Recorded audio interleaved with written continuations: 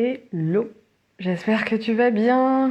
Live pour te parler des cycles et des cycles dans nos métiers. Donc, j'avais dit que le live commençait à 18h, il est 18h37. Mais nous allons commencer pour te faire un partage qui va être voilà, d'une vingtaine, trentaine de minutes pour te prévenir. Bienvenue à ceux et celles qui vont regarder cette vidéo en replay ici sur Instagram ou sur ma chaîne YouTube. J'ai essayé de m'installer dans la lumière avant que le soleil ne disparaisse. Voilà, donc on va parler des cycles dans nos métiers et des changements de cycle qui nous invitent à bouger dans notre posture. Voilà de quoi on va parler. J'ai plusieurs notes pour toi et pour te parler de ces différents cycles. Et je vais passer par plusieurs points. Le premier, c'est l'énergie de l'année dont je te parle depuis le début janvier. Cette énergie 7 qui est présente pour nous sur le plan collectif. Donc je vais te parler de ça. En quoi ça joue et pourquoi j'arrête pas de te dire que les accompagnants, c'est une année vraiment très particulière pour les accompagnants et les accompagnantes qui sont dans ces métiers et pourquoi cette année nous invite à prendre de nouvelles places. Non pas que dans les autres années il fallait pas en changer, mais c'est comme si là il y avait le collectif des accompagnants qui était appelé et amené à prendre une autre place pour laisser la leur. Hein. Il y a d'autres gens qui arrivent aussi, il y a un peu ce côté justement humain qui évolue, l'évolution collective que tu vois par rapport au fait qu'il y a plein de gens qui démissionnent, qui changent de job, des entrepreneurs qui ne sont plus entrepreneurs, qui retournent aussi dans une vie de travail liée au salariat, qui retourne en formation, etc., etc. Donc, il y a aussi, le cycle est partout, la notion de changement est partout, et donc, nous aussi, accompagnants, il y a cette notion de cycle, et surtout que ces dernières années, il y a beaucoup d'arrivées de ce que j'appelle les néo-accompagnants. Et donc, voilà, il y a des passages, et là, 2023, pour moi, c'est un énorme passage et que tu peux sentir. Donc, n'hésite pas d'ailleurs, si tu regardes cette vidéo, à me dire où est-ce que tu vois ça, toi, peut-être autour de toi, auprès de tes pairs, tes collègues, tes amis, etc., tes clients qui sont peut-être aussi en accompagnants, mais aussi chez toi. Qu'est-ce que tu sens là en termes de posture de travail qui t'appelle. Donc on va parler peut-être, j'ai amené des exemples de différentes postures qu'on peut occuper, et puis des exemples aussi par le biais de ce que j'observe chez mes clientes, mais aussi de ce que je vois de toute façon autour de moi, puisque je baigne dans un univers d'accompagnants. Voilà, donc on va commencer. Alors il y a des personnes qui sont passées, il y a des personnes qui viennent d'arriver. Je vous dis bonjour. N'hésitez pas à me dire si vous êtes accompagnant et ce que vous faites en commentaire. Je vais les lire au fur et à mesure. Mais déjà, pour ce premier point, l'année 7 collective 2023 qui nous parle de clarté, de préparation. Ça, c'est un peu les mots généralistes de l'énergie 7. Et moi, je vais te parler de l'énergie 7 appliquée à nos métiers d'accompagnant. Je pourrais le faire aussi sur appliqué à l'entrepreneuriat. Et tout ça est dans l'oracle des accompagnants dont je te parle en long et en large depuis début février. Donc, tu peux retrouver toutes ces guidances-là pratico-pratiques. Mais là, je fais des extraits en fait, et je relis à ce qui est en train de se jouer. Et donc, l'énergie 7 nous parle de clarté, de préparation, mais sur un plan métier, va nous parler d'exigence, de montée en compétences, va nous parler de formation, de transmission, va nous parler d'intégrité, d'éthique, de quelle est l'éthique de ton job, à quel endroit tu te places. Si t'as jamais réfléchi à l'éthique, justement, c'est carrément l'occasion. L'année pour le faire, si ce mot-là est pas en place dans ton système, dans ton vocabulaire, dans la manière dont tu parles, dont tu t'exprimes, c'est important d'aller regarder, c'est une invitation en tous les cas, à aller regarder qu'est-ce que ça veut dire pour toi l'éthique et où est-ce que tu la places dans ton système. Ce que j'appelle système, c'est notre entreprise, notre métier, nos clients, tout ça c'est un système. dans ta communication.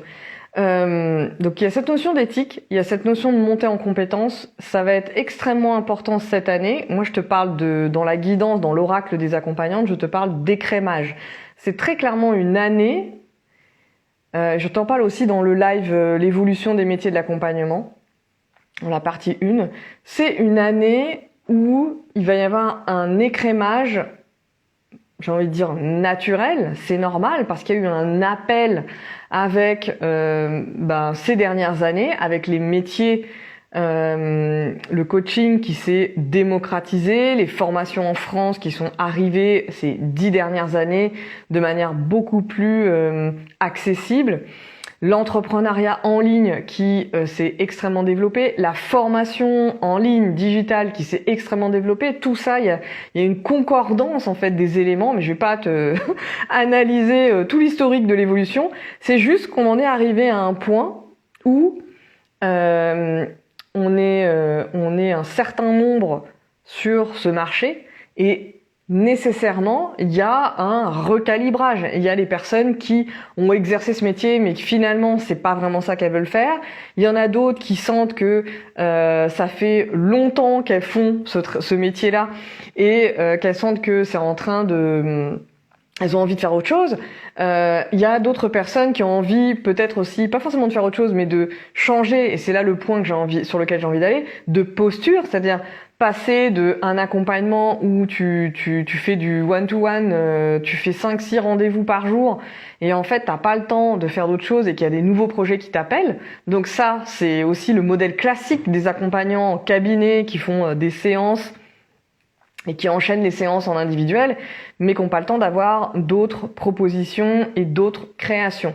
Donc il y a ça. Il y a aussi les personnes qui se sont à peine formés ou se sont pas formés du tout et qui sont venus sur s'installer sur je sais pas si tu as vu dans le marketing à une époque on disait il suffit d'avoir connu un problème pour et avoir trouvé la solution pour se mettre en posture d'accompagnant. Bon voilà, je pense que ce truc là à mon avis voilà, ça va disparaître. Là, il y a vraiment cette idée de formaliser ton expérience, de comprendre tout ce que tu as expérimenté, de pouvoir le classifier, pouvoir l'organiser, pouvoir créer ta propre méthode, ta propre approche, tout en justement te formant, en peaufinant les choses.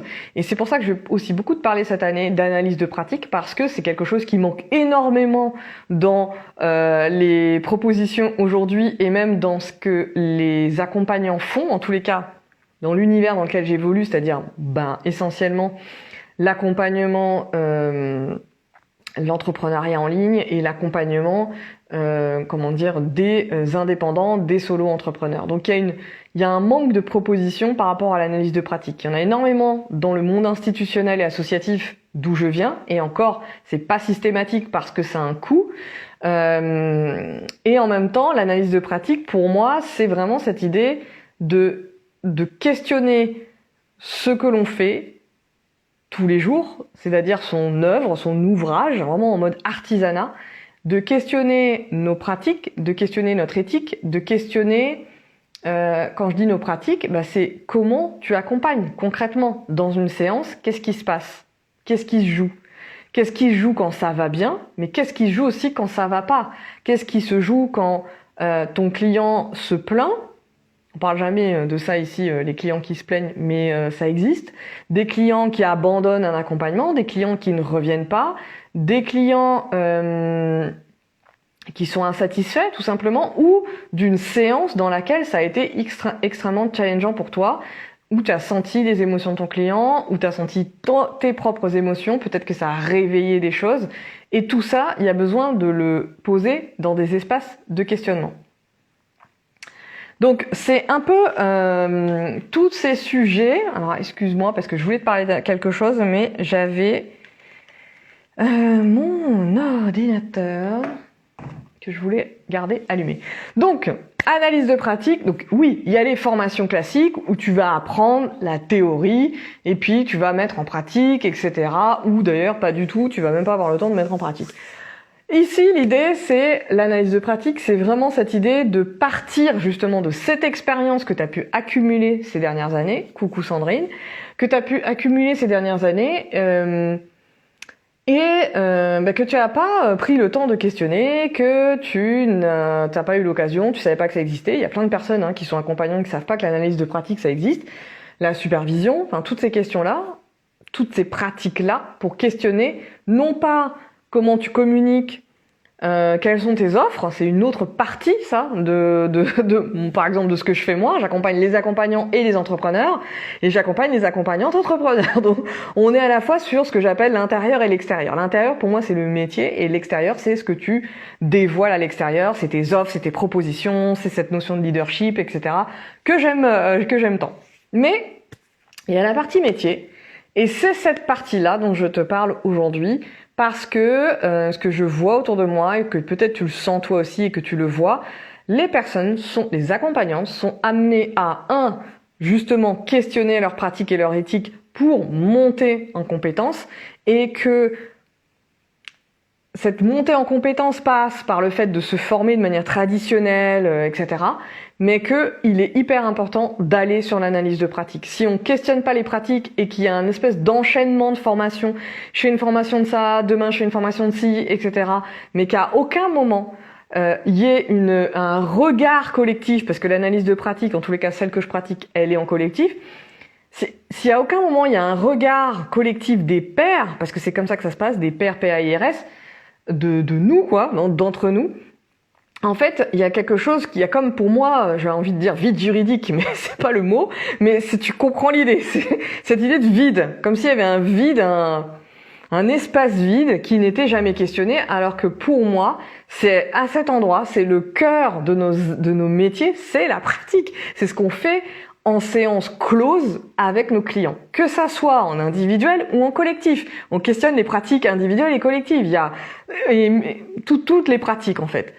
Donc ça peut être questionner les pratiques des personnes qui font des soins énergétiques, des massages, aussi bien que des pratiques de coaching, d'accompagnement, de consulting, de formateurs, de formatrices. Toutes ces pratiques-là se questionnent. Et d'ailleurs, je dirais qu'il y a plein d'environnements où vraiment ça manque de questionnement de pratiques. Il s'agit plus, ce n'est plus le temps de se former, d'aller enchaîner des formations, qu'elles soient en digital, en ligne, en présentiel ou que sais-je, de prendre des notes et puis de rester avec ça, et c'est tout en fait. Il y a comme quelque chose, si tu sens, il y a comme quelque chose dans l'énergie qui manque.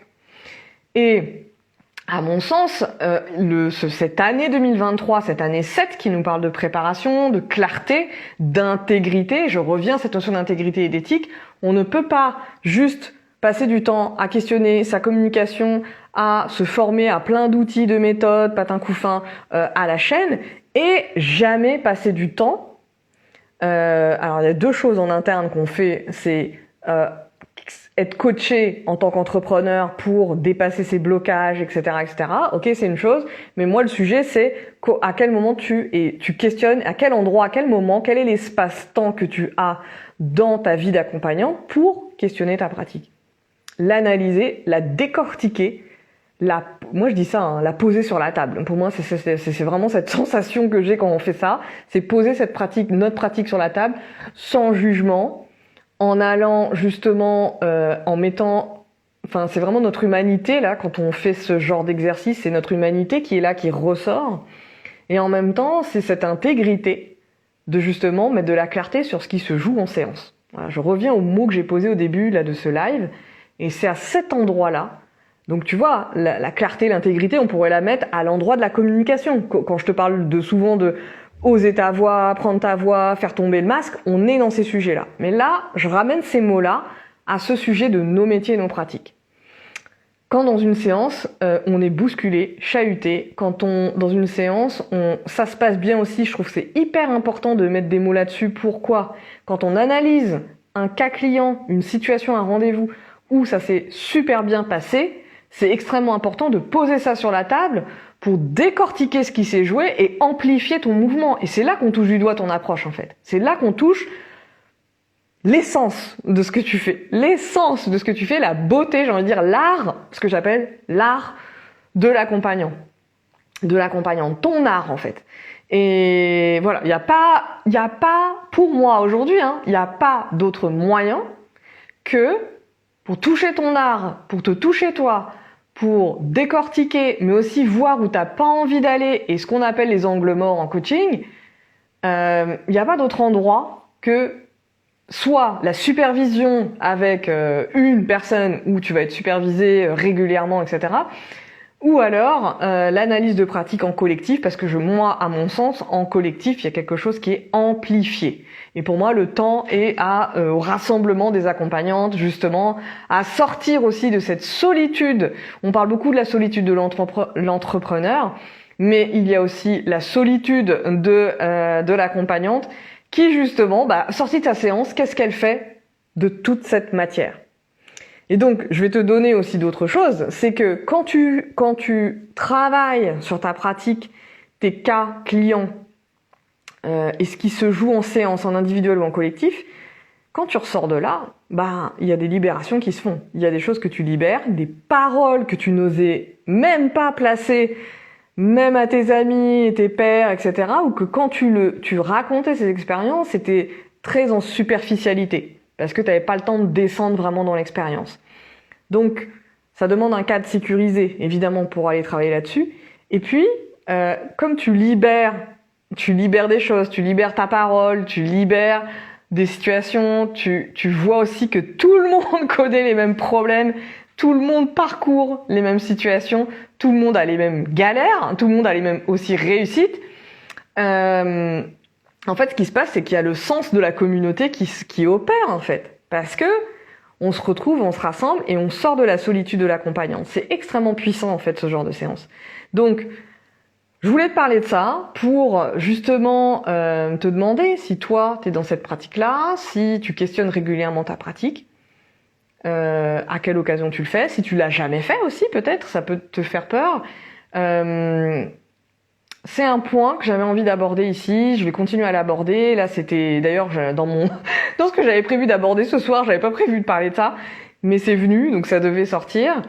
Et voilà. Donc, je pense que bien sûr que je vais proposer ce genre de séance en collectif au cours de l'année 2023. C'est une évidence.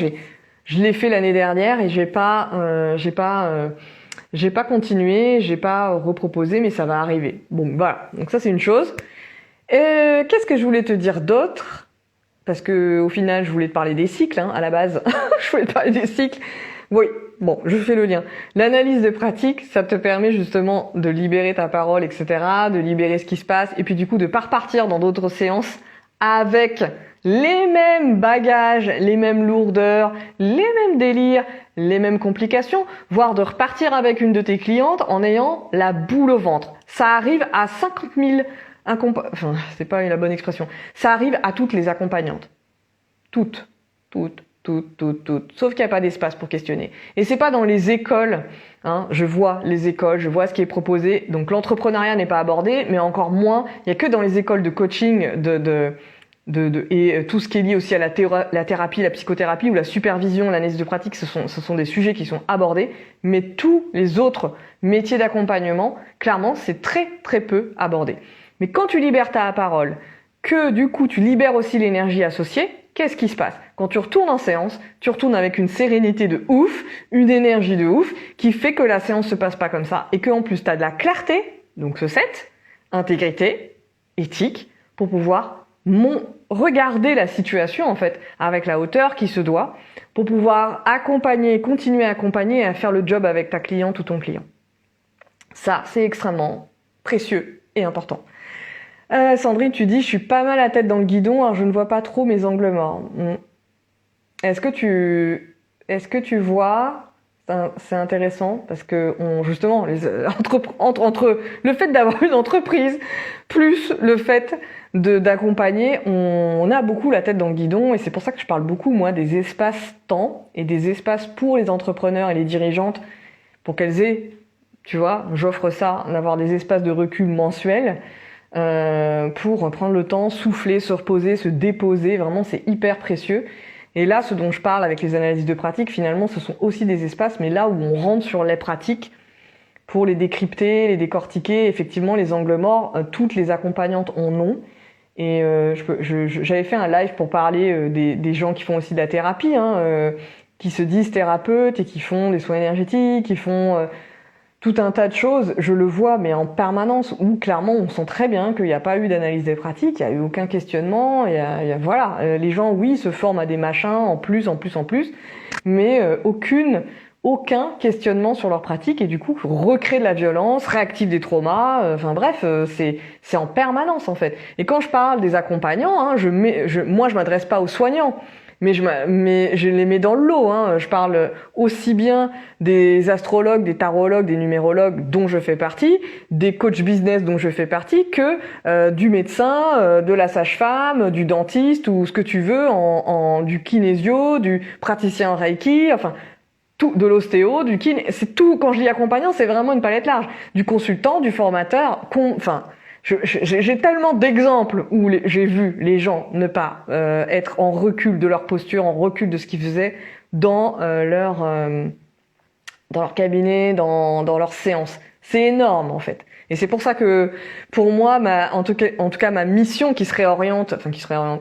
dans la lignée de ce que je fais en accompagnement depuis toutes ces années, c'est d'offrir ces espaces-là aujourd'hui.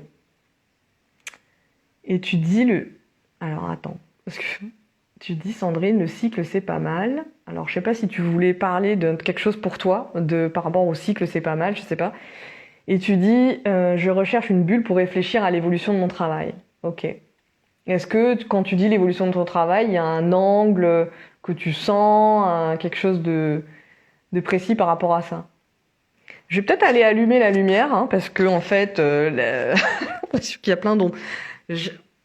J'arrive. Pour une fois que j'avais mis ce fil en dessous de mon pull, pour une fois, je reviens, je vais allumer la lumière. Je reviens, je vais allumer la lumière. Je me répète.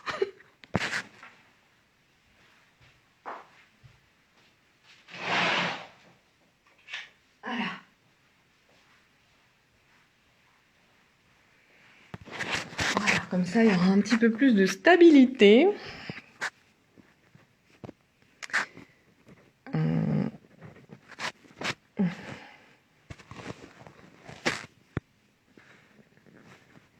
Voilà, ça devrait le faire. Donc, qu'est-ce que j'étais en train de raconter voilà, j'ai des messages en haut. J'ai l'impression de voir des ombres. Oui, l'évolution. Donc, je reprends mon fil. Je voulais te parler d'autre chose. Alors, je lis ton commentaire d'abord parce que sinon je vais me perdre. Trouver l'équilibre entre ce qui m'anime pour ma démarche entrepreneuriale et mes objectifs. Ok. Alors du coup, c'est plus... toi, tu me parles de quelque chose qui est plus global peut-être, qui est pas forcément lié à ta partie d'accompagnante, mais plus au niveau entrepreneurial. N'hésite pas à me dire parce que du coup, c'est juste pour que je comprenne. Et c'est toujours intéressant de comprendre, mais après on pourra en parler en privé si tu as besoin, si tu as envie, sans aucun souci. Donc, j'en reviens à mon sujet. Donc, je te parlais des analyses de pratique pour questionner justement ta pratique, mais qu'est-ce qu'on peut faire d'autre aussi? Donc, questionner ta pratique pour aussi avoir de la sérénité dans tes accompagnements, pour arriver avec cette haute énergie, pour avoir déconstruit ce qui avait aussi besoin d'être déconstruit. On a tous 50 milliards de schémas, des biais cognitifs, des choses qu'on ne voit pas. Les angles morts, ils sont personnels et individuels, mais ils sont aussi systémiques. En fonction de là où tu as été éduqué, de la vie que tu as, du contexte dans lequel tu vis, tu as aussi tous ces biais du système qui sont aussi chez toi. Donc ça, c'est des sujets que je vais aborder toute l'année. Donc je vais pas tout détailler parce que sinon, je partirais dans des grandes boucles. Mais qu'est-ce que ça fait aussi, l'analyse de pratique? Ça te permet de voir justement, je sais pas pourquoi je suis partie de l'analyse de pratique à reboucler avec mon sujet de base qui était de parler des cycles, hein, les métiers et les changements de posture. Mais on a un cycle de vie enfin, un cycle de vie. On vit à travers nos cycles, donc le cycle de la lune, nos cycles menstruels, le cycle de la vie, la naissance, l'enfance, l'adolescence, la vie adulte, etc. Si on rajoute à ça dans la vie adulte, il y a 150 000 phases aussi dans la vie adulte. Même la phase qu'on appelle la vieillesse, il y a 50 000 phases entre, je sais pas si on dit aujourd'hui à 60 ans on est âgé, avoir 60 ans ou 90, c'est quand même pas le même délire. Donc il y a aussi toutes ces phases-là. Donc dans cette notion de cycle, ça parle des humains, ça parle du vivant, ça parle des saisons, ça parle de la planète, ça parle de tout ça. Mais il y a aussi justement les cycles de nos entreprises. Donc moi je travaille avec la numérologie comme tu le sais, et donc je te parle de l'énergie collective de l'année. Donc c'est ce que j'ai commencé à faire, et tu retrouves toutes les informations de notre année dans l'oracle des accompagnantes.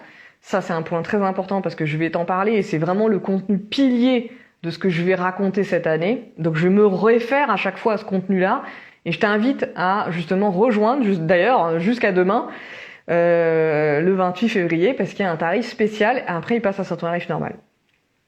Donc, parenthèse. L'autre point, c'est que nos entreprises ont aussi des cycles. Donc nous, on a à titre personnel une année perso. Donc moi en 2023, il y a l'année collective, d'accord? Mais moi, j'ai une année personnelle aussi en 2023. Et mon entreprise, elle a aussi son année à elle. Donc il y a une superposition de couches au niveau des cycles qui permet d'avoir une clarté sur ce qui est en train de se jouer. Parce que évidemment que tout ça est fin et subtil et que c'est pas grossier. Il y a quelque chose là-dedans à aller questionner. Et surtout si ça fait un moment que ton entreprise elle existe en plus. Je parle aux personnes qui ont une certaine expérience, que ça soit de leur métier ou de cette casquette d'entrepreneur. Donc c'est ça, j'en viens à ce sujet des cycles. Et donc dans la numérologie, on fait le thème de perso et on fait le thème d'entreprise. Donc il y a cette idée-là. Tout à l'heure j'étais en formation, moi je suis moi-même en formation sur les constellations. Et on a parlé des cycles de vie. C'était passionnant parce que du coup j'ai pu recouper entre la ligne du temps, comment consteller et accompagner quelqu'un en constellation avec la ligne du temps, et du coup avec ce que je vois moi avec les cycles que j'utilise en numérologie. Et là ce que j'ai envie de te partager, c'est des exemples concrets de mes clientes ou de mes collègues, ou bref, tous les accompagnantes qui gravitent autour de moi, de personnes qui sont dans des situations particulières de changement, justement de passage de cycle, non pas, alors possiblement, comme tu dis aussi Sandrine, les deux se recoupent dans leur entreprise, mais moi le focus que j'ai envie d'amener, c'est le changement dans l'entreprise, il s'appuie aussi sur le changement dans notre métier. Et c'est vrai que sur les réseaux sociaux, on parle énormément de l'entrepreneuriat, mais on parle très peu de nos métiers. Et moi, mon job de cette année, l'angle que j'ai envie de donner à qui va avec ce parcours de X années dans ces métiers de l'accompagnement que j'ai vu évoluer, tu vois, depuis presque 20 ans, il y a quand même cette étape-là où j'en suis, c'est-à-dire d'être dans la transmission auprès des accompagnantes, de former les accompagnantes, de les aider à décrypter leurs pratiques, et ce que j'appelle le savoir expérientiel. Et c'est parce que tu décryptes ta pratique que tu apprends, que tu montes en compétence. Je reboucle avec la notion de monter en compétence. Et donc, dans cette notion de cycle, par exemple, j'ai une collègue qui est thérapeute et que j'ai accompagnée il y a 2 ou 3 ans, et qui a qui a ouvert un champ sur un sujet qu'elle veut accompagner, mais qui est hors thérapie et qui est plutôt sur justement un accompagnement qui s'oriente plus sur du coaching, les constellations, etc. Le côté système. Et en fait, ça lui demande de lâcher. D'où tout ce que je raconte là sur le mois de février, où je t'ai parlé de lâcher des choses, de fermer, de clôturer. Et donc, ça lui demande parce qu'elle se forme, etc., qu'elle est sur ces sujets, qu'elle sent que c'est prêt, et c'est même qu'elle sent dans son cabinet que elle a besoin de ralentir les séances, de faire moins de séances en individuel, de réduire la cadence, de réduire cette pratique-là, pour laisser de la place à ce qui est en train d'apparaître tout simplement. Donc n'hésite pas à me dire si ça te parle ça, si tu regardes ça aussi en replay, si tu sens justement qu'il y a quelque chose qui se joue sur le fait de fermer ou réduire et de laisser la place, de laisser grandir un nouvel espace pour accueillir justement ton innovation dans ton métier. Donc c'est hyper précieux ça. Et c'est très difficile de lâcher des postures, c'est ce que j'observe, hein. J'observe aussi chez moi, hein, pas que chez mes clients, mais de lâcher des choses qu'on connaît. C'est-à-dire, si ça fait 5 ans que tu es thérapeute et que tu as tes séances dans ton cabinet, ça peut être challengeant de les réduire parce que t'as pas forcément non plus, et c'est là que ça rejoint l'entrepreneuriat, les finances pour faire ce passage. Et c'est une nouvelle transition en fait. C'est une transition dans ton entreprise et qui passe par une transition aussi de posture dans ton métier. C'est pas une histoire d'offre, c'est pas qu'une histoire d'offre ni de communication, c'est une histoire de changement de pratique, de ah tiens, je vais faire plus de collectif, du coup, je réduis mon temps et j'ai moins de temps passé en séance individuelle, j'étais à 6 séances par jour et maintenant j'ai besoin de faire qu'une séance, un atelier en collectif et ça me ramène le même chiffre d'affaires. Est-ce que tu vois que mentalement, ça demande un shift? Parce que qu'est-ce que je vais faire de tout ce temps ouvert? Je caricature exprès, mais c'est ça qui est en train de se passer. C'est quand tu es appelé à faire une transition, il y a le vide. Je te parle de laisser de la place et de faire du vide, ça veut dire concrètement, ça peut être sur le plan financier et ça peut être c'est sur le plan du temps. Et donc, alléger ton planning et laisser du temps, c'est pas forcément quelque chose, même si on a l'impression que c'est super cool, que c'est facile à faire, mais non, en fait, c'est tout sauf facile. Il y a un shift au niveau de l'état d'esprit, il y a un shift, tu vois, ce côté en faire moins, gagner plus, là, je sais pas si c'est la bonne expression, mais c'est ce rééquilibrage-là, aller à l'essentiel de ce que tu sais faire, qui est challengeant. C'est extrêmement challengeant, je le vois tous les jours. Lâcher l'ancien, lâcher le confortable, lâcher ce qu'on sait faire, lâcher le connu pour aller dans des zones inconnues, c'est extrêmement challengeant. Et ben, ça te rappelle peut-être ta période de reconversion pro, peut-être qu'avant tu étais salarié, tu es devenu entrepreneur, bah ça peut te rappeler ça. Mais ça en fait on le vit tout le temps, cette notion de cycle. Donc on le vit aussi, c'est pas parce que genre tu deviens entrepreneur, que ton business cartonne, que tu vas jamais vivre des changements et des switches au niveau des cycles. Donc c'est extrêmement important et précieux de regarder ça. Sandrine, tu dis tu ressens ça à fond. Bah dis-moi à quel endroit.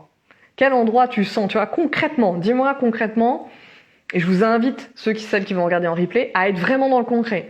Qu'est-ce que vous sentez comme posture que vous occupiez, et le passage à autre chose qui appelle.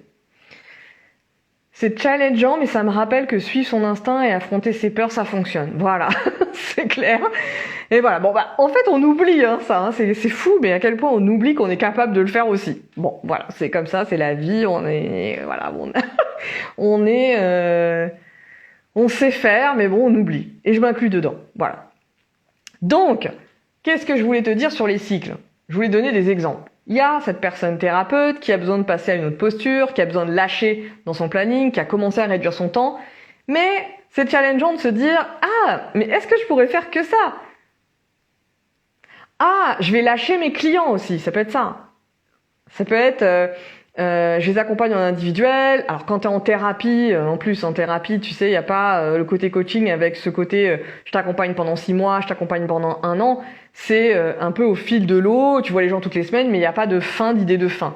Ce qui fait que pour la personne, c'est cool, c'est libre, mais pour le thérapeute, c'est extrêmement parfois compliqué. Parce qu'il y a ce côté je suis là ad vitam aeternam. Ça se questionne. Donc, ça se questionne. C'est d'où les analyses de pratique dont je te parlais aussi, parce que ça analyse aussi les postures et nos offres. Là, on est à cheval hein, quand on parle de ça. C'est le cadre que tu proposes à tes clientes sont à cheval entre une pratique et l'offre. Tu vends une séance one shot, c'est une offre, mais ça propose aussi un cadre à ton client. On est à cheval, on est vraiment à cheval là-dessus. C'est ça qui est intéressant pour moi avec les accompagnants entrepreneurs, c'est tout ce qui est à cheval et qu'on ne voit pas et qu'on ne dit pas et que les personnes n'ont pas cette lecture fine de voir qu'est-ce qui est à cheval ou qu'est-ce qui est d'un côté ou de l'autre. Et il y a besoin de rééquilibrer ça. Voilà. Donc, une autre personne, par exemple, qui faisait beaucoup de prestations, voilà, en mode plutôt freelance, de prestations, de réalisation de produits digitaux, de sites internet, de graphisme, comment on appelle ça, de packaging graphique, etc. Et qui passe à une autre, qui a testé, expérimenté plusieurs fois, d'organiser des choses en collectif pour permettre à l'autre d'apprendre à faire par elle-même. Son site, par exemple. Et donc, en collectif. Du coup, changement total de posture. Tu me passes une commande, c'est moi qui te fais le site. Et tu es quand même dans une démarche d'accompagnement, parce que si tu sais comment on fait un site, tu as besoin d'être questionné, tu as besoin d'être guidé pour pouvoir donner la matière à la personne qui va faire ton site. Et si t'es pas bien accompagné, clairement ça se passe, en général ça se passe mal. Donc il y a une posture là de prestation, d'accompagnement, mais qui est plutôt de l'ordre du consulting et de la réalisation d'un produit fini. Et là, la personne passe à je réunis 4 personnes dans un lieu pour que vous appreniez à faire vous-même votre site. C'est un exemple que je donne. Et là, c'est un changement de posture total. On est sur le même sujet, mais la posture n'est pas la même. Déjà, je suis en présence avec toi. Je suis pas au niveau du timing. Je suis pas avec toi. Je suis pas avec toi. Je fais les choses en différé, en décalé, à je suis présente avec toi pendant X jours, etc.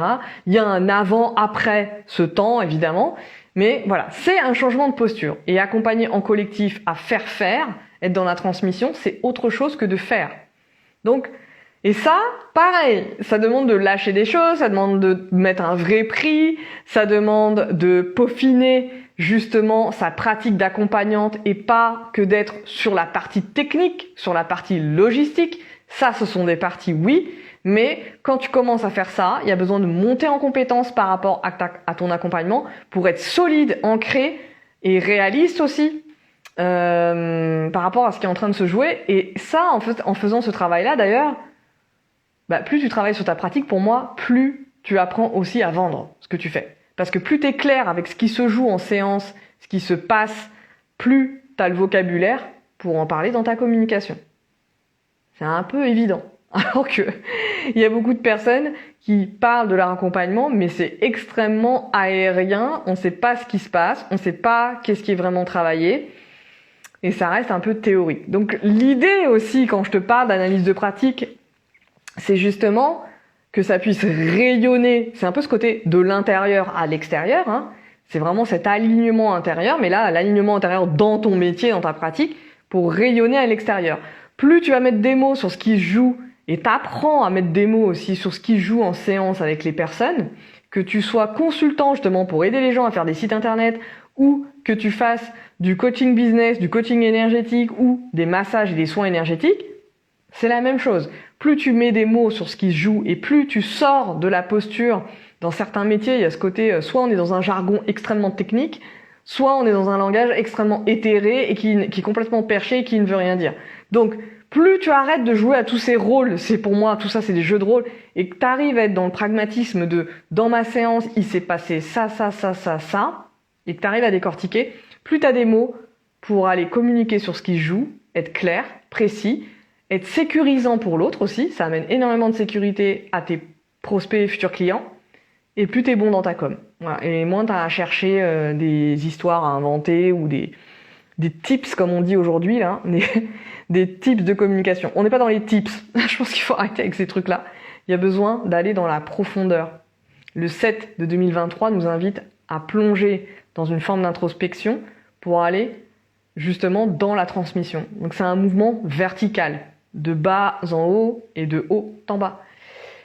Voilà, donc je voulais te partager ça sur avec ces exemples de personnes qui sont en train de bouger dans leur pratique. Il y en a plein d'autres, mais il y a aussi les personnes, par exemple, qui accompagnent en individuel et qui ont envie de faire du collectif, qui accompagnent énormément en individuel et qui ont envie de faire de la facilitation et de faire du groupe, faire des constellations, Il y a des personnes qui, c'est l'inverse, qui accompagnent en collectif et qui ont envie de se lancer à accompagner en individuel.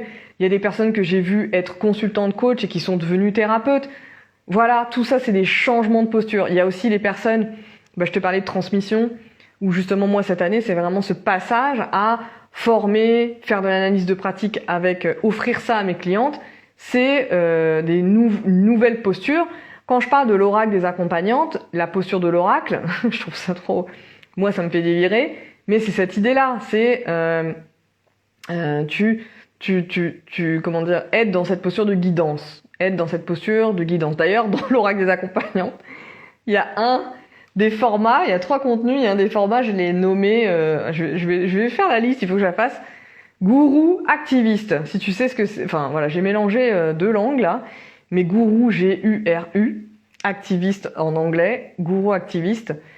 Il y a une des guidances qui s'appelle comme ça pour 2023 et ça a beaucoup fait rire les participantes, mais clairement pour moi c'était tellement ça. Mais voilà, gourou c'est guide. Ça a été détourné, malmené, mais c'est un mot qui vient du sanskrit et c'est un mot qui est qui est sacré, cette posture de guide, la posture de l'ermite en tarot si tu connais, cette idée-là de guider les autres sans prendre le pouvoir. Et donc dans l'analyse de pratique, qu'est-ce qu'on fait? On questionne aussi ça.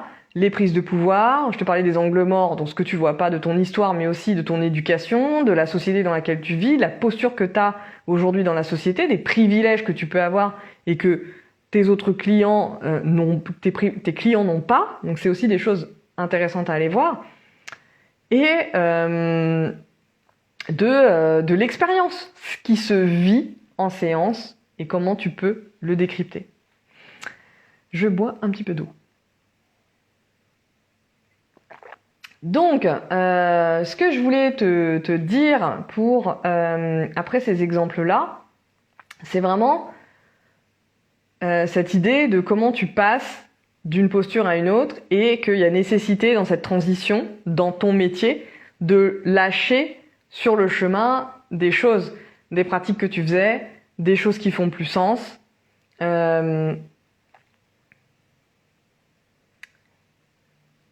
Des choses qui te font peut-être plaisir, qui t'amènent encore de la joie, mais tu sens qu'il y a autre chose qui t'appelle, de beaucoup plus profond, de plus joyeux. Il y a une autre énergie en fait que tu sens qui est présente. Donc ça, je pense que c'est important de faire confiance à ça, mais on en reparlera. Et je vais te donner un exemple, justement, dans cette notion de cycle, et pour me reporter à la numérologie, dans le mois que nous sommes en train de terminer, ce 9 nous indique justement... c'est vraiment le cycle de la mort, le cycle du deuil, le cycle de la fin, justement, la fin de cycle, et de pouvoir lâcher pour accueillir le nouveau, pour ouvrir. D'ailleurs, l'énergie 9 du mois de février nous parle de ça, de gestation. Donc, il y a cette idée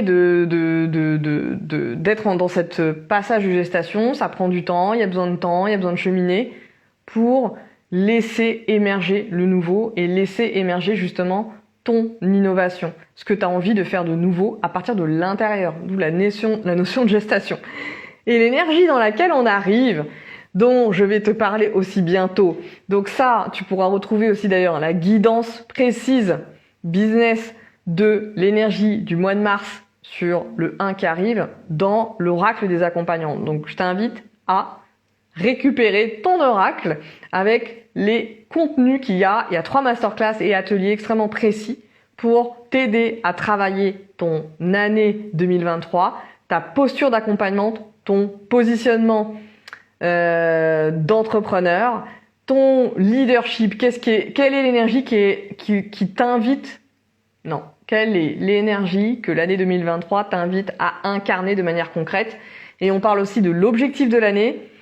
Avec justement la rencontre entre ton année perso et l'année collective. Ça donne ce qu'on appelle un objectif concret et qui peut être une guidance pour toi extrêmement précieuse pour ne pas te perdre et surtout faire le lien entre le collectif et toi, tout simplement.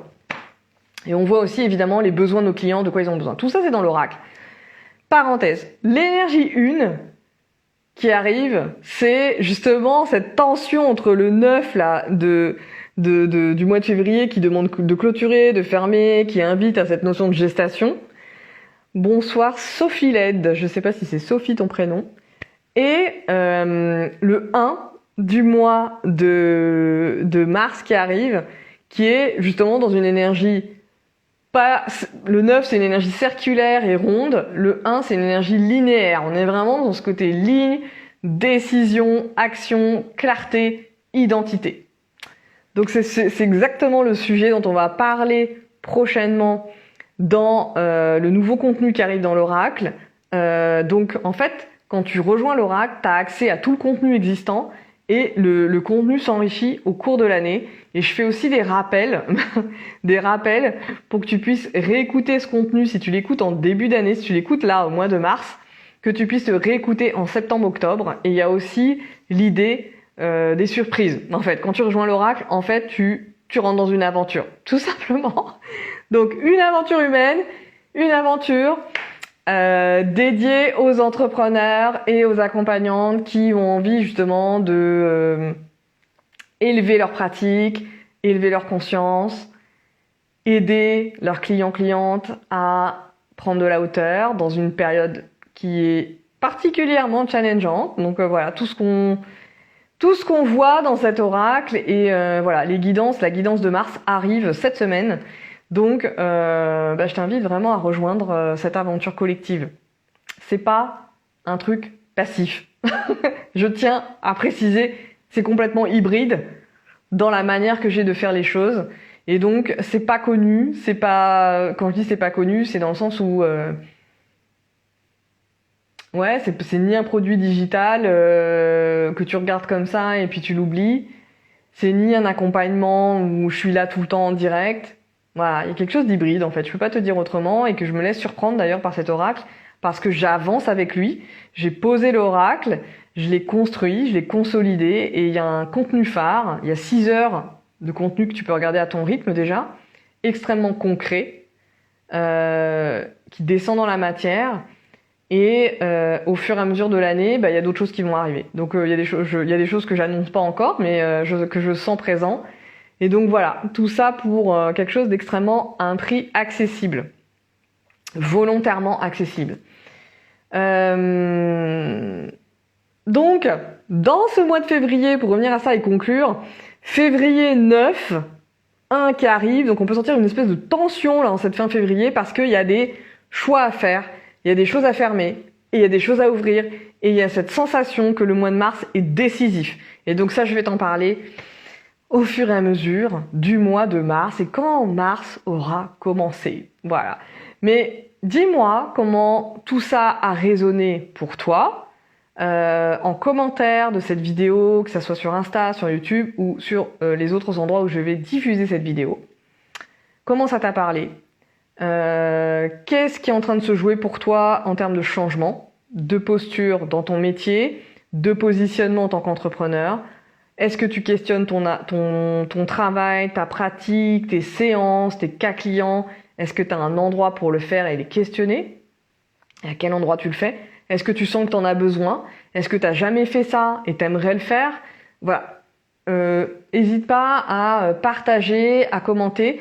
Parce que on est dans un moment important pour les accompagnantes, mais parce que c'est en lien, toi-même, toi aussi t'es accompagné, donc tu vois aussi tes besoins qui évoluent, t'as besoin d'avoir en face de toi des accompagnants qui ont une assise, qui ont une expertise, qui ont une parole, qui sont pas planqués derrière leurs outils. T'as besoin d'avoir, en tout cas, moi c'est mon besoin, on a besoin d'avoir des accompagnants qui soient solides et en même temps qui sont capables de se remettre en question, qui sont capables d'analyser ce qu'ils jouent et en même temps d'approfondir leurs compétences, d'approfondir leurs connaissances, tout en se questionnant, tout en mettant sur la table leurs ouvrages. Voilà, ce qu'ils font, leur art. Et voilà, moi ça me parle vraiment beaucoup d'artisans, d'artisanat, d'art, d'artistes, parce que c'est ça qu'on est quand on accompagne des hommes et des femmes, des enfants, enfin peu importe, qu'on accompagne des humains à passer voilà, d'un état à un autre, d'une étape de vie à une autre, qu'on accompagne les personnes à évoluer, à grandir, qu'on les accompagne dans des étapes de vie compliquées, difficiles. Il y a besoin d'aller questionner nos approches et comment on le fait. C'est une garantie de sécurité pour nos clients, pour nous aussi par rapport à notre cadre, et pour moi une exigence d'intégrité, quoi, tout simplement. Et un moyen, si on est entrepreneur, parce que c'est pas évidemment, si on l'est pas, c'est hyper important quand on est accompagnant dans le milieu salarié. Hein, c'est extrêmement, enfin c'est ce que moi j'ai fait justement quand j'étais en association. On avait une analyse de pratique mensuelle avec une psychologue clinicienne et c'était tous les mois, c'était non négociable. Donc voilà, ça a été un accompagnement extrêmement précieux. Qu'est-ce que je voulais te dire? Mince. Eh bien, je voulais te dire quelque chose. Ah oui, et que du coup, si on est entrepreneur, ce travail-là d'analyse de pratique, bah, comme je te disais tout à l'heure, le fait d'avoir des mots sur sa pratique permet aussi de communiquer avec intégrité, de mieux communiquer avec facilité, en étant authentique, en étant simple, et en arrêtant de chercher des trucs exceptionnels peut-être à dire, ou à avoir envie je sais pas moi, de chercher midi à 14h, alors que ce dont on a parlé, c'est de ce qu'on fait en fait. Et ça se passe dans nos cabinets, nos séances, dans ce côté-là.